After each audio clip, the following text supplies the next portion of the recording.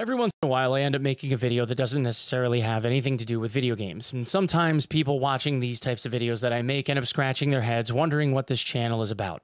If you really want to know, this channel has always been about things that pop into my head. Whether it's funny memes, parody songs, weird pieces of things that I find to be entertaining. Most of the time, it's about Tarkov news. Sometimes it's a guide. And every once in a great while, it ends up being something about the larger gaming community because these are things that I like talking about, commenting about, and it's an enjoyable, usually enjoyable experience for me.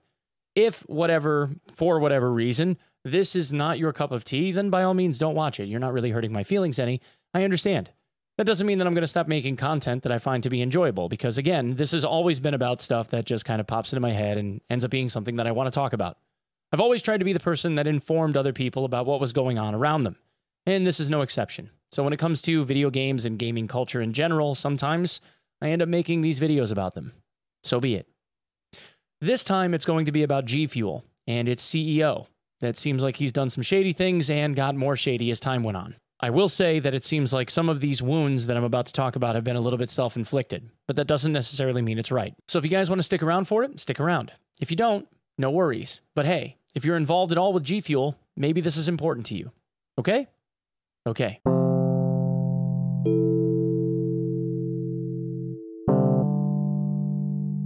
Our story begins with Cliff Morgan, the CEO of Gfuel, or Gamma Labs, as it's known. In addition to being touted as one of the, I guess, most recognized entrepreneurs in all things related to esports, Gfuel has developed into a relative household name across all forms of gaming and video games. They make drink powder that's heavily laced with caffeine in a wide variety of flavors, and you probably have watched a streamer at some point or have seen many of them that have been touting Gfuel for a very long time. Now, this has not been without controversy, as Cliff has been repeatedly accused of lots of different things, being an overwhelming misogynist and sexist and calling people all kinds of derogatory names, just to name a few.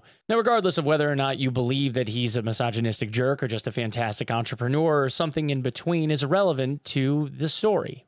And that is that Cliff decided that today he was going to fire a large number of his partnerships managers. So the main idea of the story here is that someone higher up at Gfuel ended up having a team meeting with the partnerships and talent management. And throughout the course of that meeting ended up using a wide variety of derogatory slurs, going so far as to call some of them lazy motherfuckers, because apparently their sales numbers have been declining. And let's face it, the higher up, it was Cliff. There's no way it wasn't Cliff.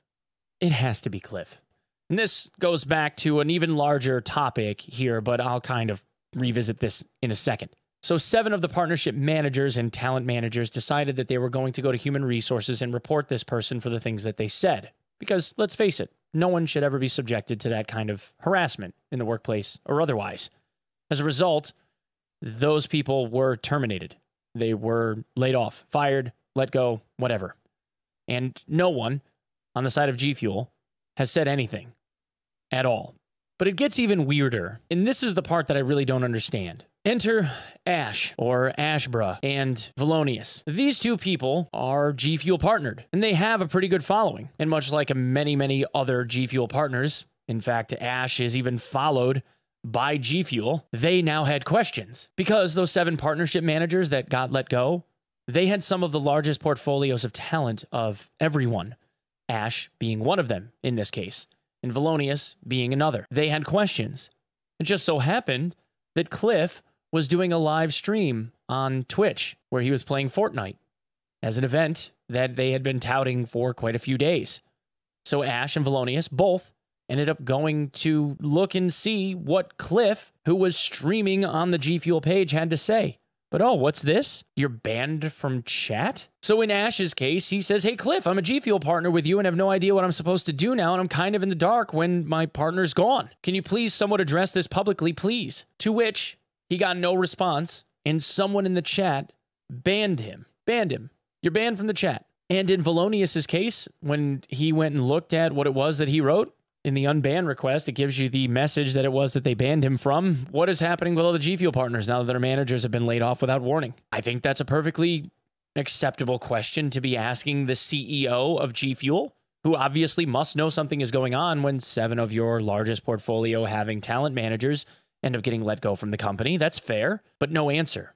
They're being completely silent on the entire thing, much like every other time that they've gotten in hot water about literally anything that has been rather uncouth when it comes to G Fuel. See, but here's the thing. Have you noticed what the stock market looks like lately? If you haven't, here's a quick running idea. We were all kinds of up, and then somewhere around November of 2021, we started turning downward. And no one wants to say the big R word in this case, recession. No one wants to talk about it, even though the market is down 11.5% in the past year. And gas prices are 300% of what they were a year ago. And the cost of goods in the United States, for instance, is a good 10% higher, 8% higher than what it was a year ago. And when things like this end up happening, people start wondering whether or not they're going to be able to afford certain things. And when you have a company like G Fuel that's been going for the last 10 years or so, like a banshee, probably not really withholding very much of its assets for a rainy day and going ham on partnership acquisitions from talent so that they can try and further their brand and spread this thing as far and wide as possible. When you have a recession, people start wondering what it is that they're going to be able to cut out of their budgets, and they stop spending money on things that they don't necessarily need. When a tub of G Fuel costs approximately $40 and lasts roughly a month if you were to take a drink of it every day, that starts cutting into whether or not you're going to be able to afford to continue to buy it. When the money starts slowing down, you start looking for excuses as to why it is that you're going to cut people loose. So whether or not this is actually coming off of the heels of people making an HR report, or if it was just a well-timed excuse for people to be able to get cut loose so that they no longer had to cover those costs anymore, things like salary and bonuses and other payments, potentially be able to retain their partnership arrangements that they have with the vast majority of their creators. Yeah. I should also state that G Fuel is headquartered in New York. New York is a hire-at-will state, which means that I can fire you for just about anything I want as long as it's not considered discriminatory to your gender, race, sexuality, ethnicity, things like that. But if I tell you that I don't like your haircut and I fire you for that, that's absolutely fine. So there's a gray area here when it comes to laws in New York State. Whether or not it's legal to be able to harass someone openly in a group call, on a group chat, wherever on the internet, headquartered in New York, and then fire them all because you felt like it. I don't know whether or not that's grounds for a lawsuit, especially with the way that New York State law is written, but I wouldn't be surprised if they try. And just so that we're all on the same page, I don't have any skin in this game. I'm not sponsored by G Fuel. I don't have anything to do with them.